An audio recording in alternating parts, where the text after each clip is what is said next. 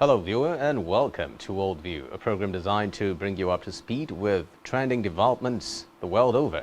My name is Xavier Roberts, reaching you live from Uyo, the Akwa Ibom state capital. On our top stories today, former Ukrainian captives say they were subjected to torture, including frequent beatings and electric shocks while in custody at detention facility in southwestern Russia. UK inflation staying high. And former U.S. President Donald Trump charged with attempting to overturn 2020 election defeat in the state of Georgia. Details of these stories and more in a moment.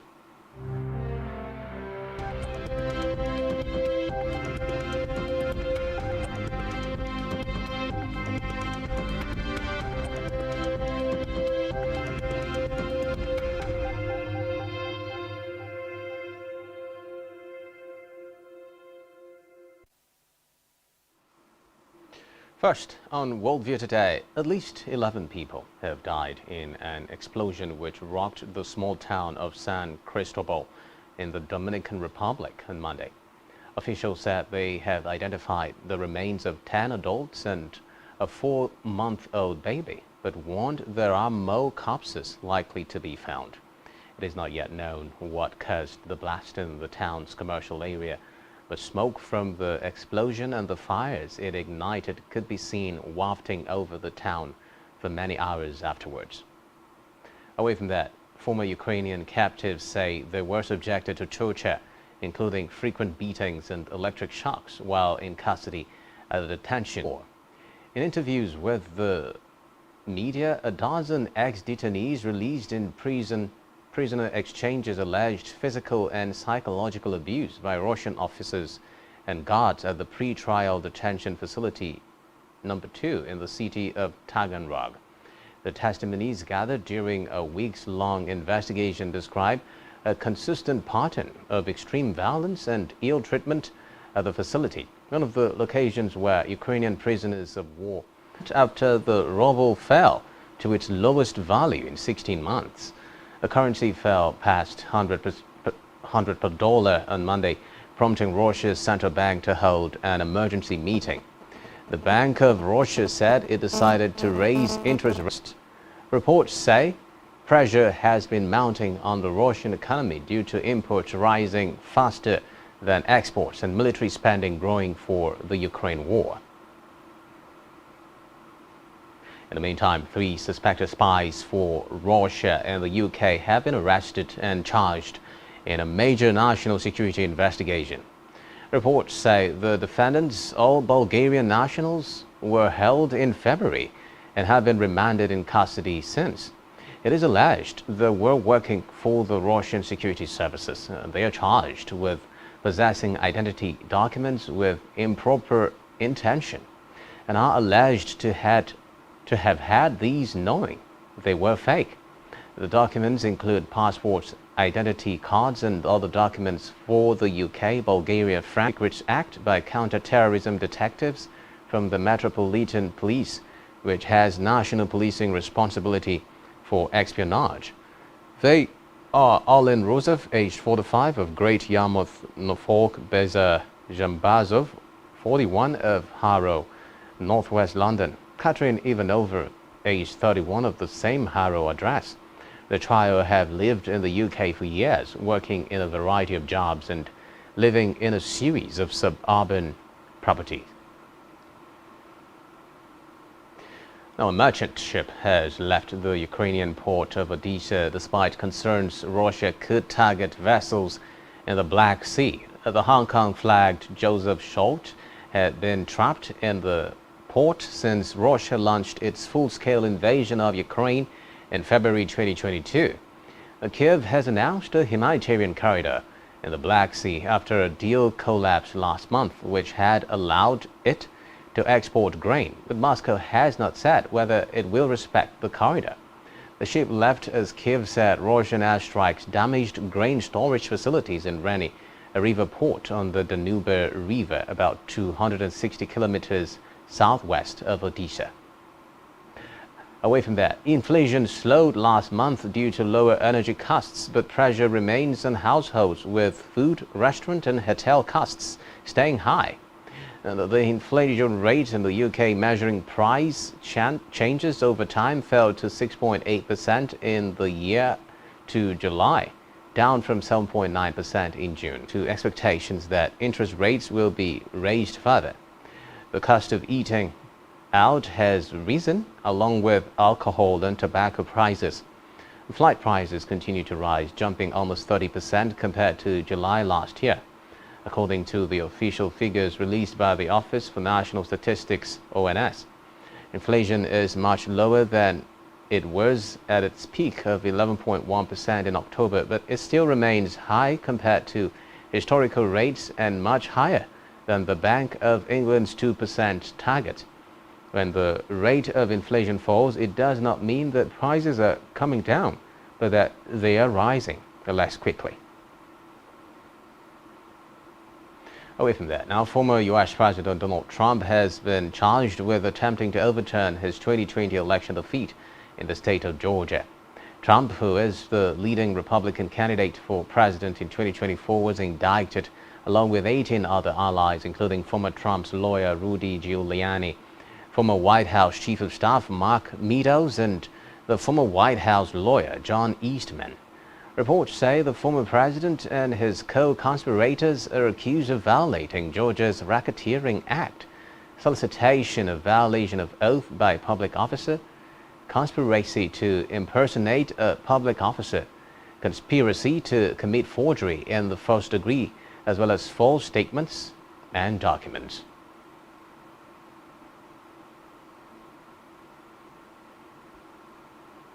And on a separate matter, Afghanistan's Taliban government marked the statement commemorating their surge back to power. Flags of the Islamic Emirate of Afghanistan, the name given to the country by its new rulers, fluttered at security checkpoints across the capital, which fell on August 15, 2021, when the US-backed government collapsed and its leaders fled into exile.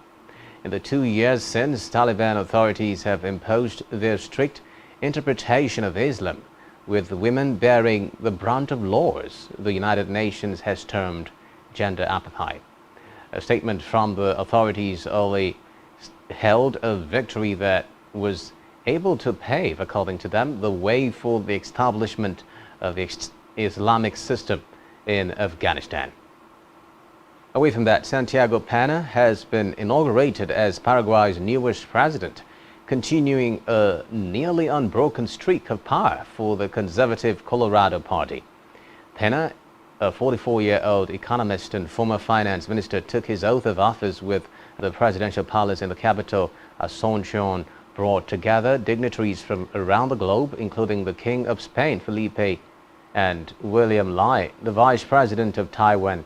In his remarks, Pena vowed to oversee a renewal of Paraguay, the resurgence of a giant, through reforms to the healthcare system, job creation, and more law enforcement on the country's streets. Elsewhere, the government of Canada's Northwest Territories has declared a state of emergency due to wildfires that have largely destroyed one remote community and are also posing a risk to territorial capital Yellowknife. The declaration gives authorities additional powers to respond to an emergency and underscores the unparalleled damage brought by blazes so far this year. The territorial government said in a statement, the declaration allows the government to acquire and deploy the necessary resources to support the management of the unprecedented wildfire season and protect the health and safety of Northwest Territories residents. The Canadian government said it approved federal assistance to combat the wildfires and deployed armed forces to help with firefighting efforts in the area.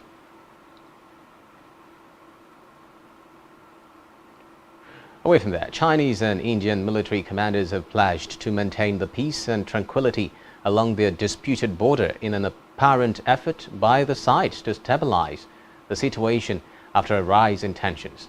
The two countries' defense ministries issued identical statements late on Tuesday, saying the 19th round of commander-level talks held on Sunday and Monday had produced a positive, constructive and in-depth discussion centered on resolving issues related to the line of actual control in the border's western sector.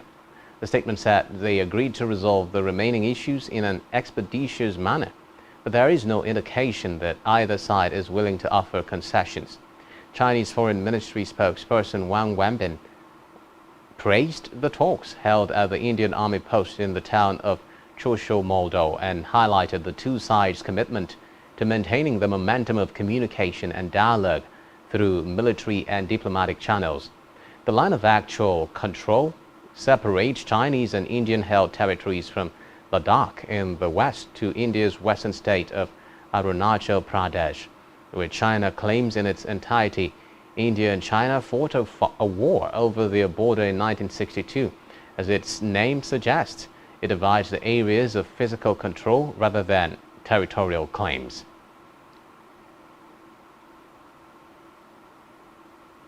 After the break, Niger's Ministry of Defense says at least 17 soldiers were killed in attacks by armed groups near borders with Mali. Do stay with us for details on this and more right after the break.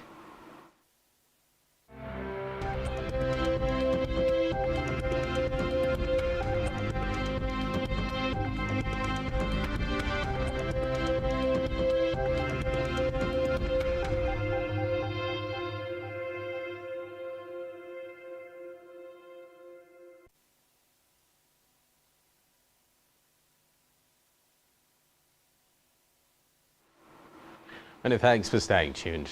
Now, a week after wildfires ravaged Hawaii's resort town of Lahaina, search and rescue efforts on Maui Island continue, with officials saying that the death toll has risen to 106.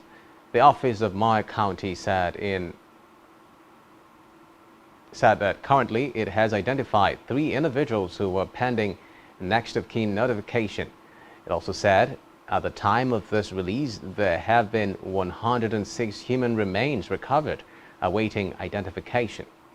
State Governor Josh Green warned on Tuesday that the death toll from last week's inferno on the island of Maui, already the deadliest U.S. wildfire in more than a century, would grow significantly, urging Hawaiians to gird for a number that could be 2 or 3 times its present level. The U.S. Department of Health and Human Services deployed a team of coroners, pathologists and technicians along with exam tables, X-ray units and other equipment to identify victims and process remains. Officials said they had collected DNA samples from 41 people whose relatives were missing. Now, the island's police chief has said many of the bodies are so badly charred that they are unrecognizable. Such was the ferocity of the blaze, according to the police chief. Away from that, at least 17 Niger soldiers have been killed in an attack by armed groups near the border with Mali, the country's Ministry of Defense said. According to a statement released late on Tuesday, a detachment of the Nigerian Armed Forces FAN moving between Boni and Torodi was the victim of a terrorist ambush near the town of Kotogo. It added that another 20 soldiers had been injured, with all of them evacuated to Niamey, the capital. The army said more than 100 assailants were neutralized during their retreat. In the last decade, the border area where central Mali, northern Burkina Faso and western Niger converge has become the epicenter of violence by armed groups linked to Al-Qaeda and ISIL in the Sahel region. Anger at the bloodshed has fueled military takeovers in all 3 countries since 2020, with Niger the latest to fall to a coup on July 26, when President Mohamed Bazoum was removed. In a related development, military and political stakeholders in the Ghana have said that the military chiefs from the West African bloc, ECOWAS, will meet in the country this week to discuss possible intervention in Niger. The meeting was originally scheduled for last weekend but was postponed to Thursday and Friday. This came after ECOWAS leaders last week approved deployment of a standby force to restore constitutional order in Niger, whose president was toppled on July 26. Meanwhile, coup leaders have recalled their country's ambassador in Ivory Coast, saying comments by the Ivorian president had amounted to praising armed action against them. Alassane Ouattara had spoken of his determination to see Niger's democratically elected leader Mohamed Bazoum reinstated on his return from a regional summit last week. He had also said a military operation to restore democracy in Niger should start as soon as possible. He said Ivory Coast would contribute between 850 and 1,100 troops alongside Nigeria and Benin. It would be recalled that the West African Regional Bloc ECOWAS has reaffirmed its preference for a diplomatic resolution, but says military intervention remains on the table. The bloc said it was shocked that the coup leaders had decided to pursue prosecution against Bazoum for high treason. Meanwhile, the United States Secretary of State Antony Blinken has underscored the importance of pressure in ensuring that the Niger junta releases President Mohamed Bazoum, who has been held in his residence since he was ousted by the military on July 26. He commended the leadership of the chairman of the Economic Community of West African States, President Bola Tinubu, for the decisions taken to reinstate the toppled Nigerian leader. Blinken's spokesperson Matthew Miller made this known in a statement. Reports, however, say the leader of Niger junta had agreed to explore diplomatic dialogue. More within Africa, the Kenyan government has reinstated a small subsidy in a bid to stabilize retail fuel prices for the next 30 days following violent protests that raged for months. According to reports, the country's Energy and Petroleum Regulatory Authority, EPRA, made this known on Monday. It further said that the move was a reversal of government policy that has sparked national outrage over the high cost of living. President William Ruto, after assuming office last September, removed fuel and maize flour subsidies that were put in place by his predecessor, saying he preferred subsidizing production rather than consumption. Meanwhile, Kenya's data regulator has asked the High Court to protect data collected in the East African nation by WorldCoin.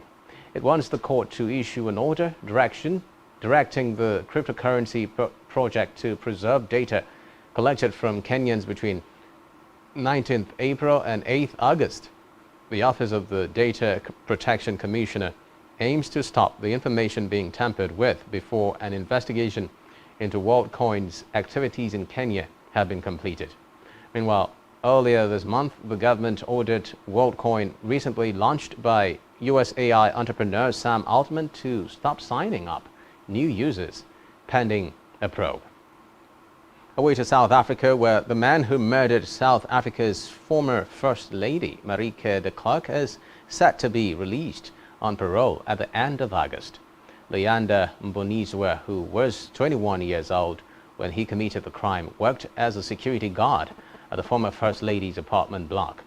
De Klerk, who was 64 years old, stabbed and strangled in her Cape Town home in December 2001. Mbonizwe also stole a mobile phone, gold watch and money, and then was arrested 2 days after the crime. He was sentenced to life imprisonment for murder and another life term for robbery with aggravating circumstances in May 2003. Marieke de Klerk was South Africa's First Lady between 1989 and 1994. In 1996.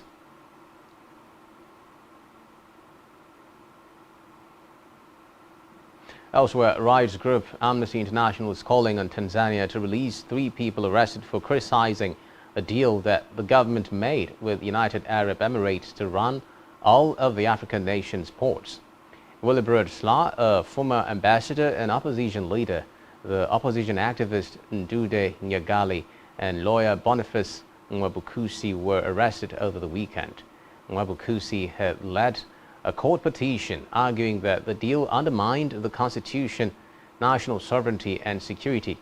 Mwabukusi and Nyagali were arrested after holding a news conference in Dar es Salaam criticizing the port agreement. Meanwhile, all three men have been denied bail and were told they would be charged with treason. In a separate development, Zambia's anti-money laundering and drug trafficking body has seized close to $6 million in cash at the main airport in the capital, Lusaka. Also seized were 5 pistols, 7 magazines, 126 rounds of ammunition, and 602 pieces of suspected gold weighing 127 kilograms and equipment used for measuring gold. According to the body's Director General, Nason Banda, the Drug Enforcement Commission received a tip-off that a chartered aircraft carrying dangerous goods had landed at Kenneth Kaunda International Airport on Sunday evening. In the press statement, the Commission since seized the Global Express T7WW, on which the above items were found, and another aircraft belonging to a local airline whose make is King A B190. The 10 suspects, including a Zambian, have reportedly been detained awaiting further investigations. In the meantime, the Ugandan agency in charge of issuing national identity cards has cancelled more than 7,680 fraudulent applications by foreigners posing as Ugandans. It comes a week after Uganda's Citizenship and Immigration Control Agency announced that it had confiscated 10,000 IDs that had been fraudulently acquired by foreigners. The spokesperson for Uganda's Internal Affairs Ministry, Simon Mundeyi, last week said that there had been a rise in foreigners, mainly from Kenya, Nigeria, Rwanda, South Sudan, Eritrea, Somalia, Ethiopia, and even India and China, deceitfully seeking ID cards for use in obtaining Ugandan passports. Elsewhere, Algeria has banned the popular Barbie film 3 weeks after its release in the mainly Muslim North African nation. The Culture Ministry has asked cinemas to withdraw the Hollywood blockbuster immediately. According to reports, the movie promoted homosexuality and did not comply with Algeria's religious and cultural beliefs. Cinemas in the cities of Algiers, Oran, and Constantine have been packed. And with that, we wrap up our package for you on Worldview today. Do ensure to follow us on social media and subscribe to our YouTube channel, all of which you can find on our website, spectrumtv.ng. I am Xavier Robert, reaching you live from the capital city of Akwa Ibom, and you've been watching Worldview on Spectrum TV. Do enjoy the rest of our programming today. Bye-bye.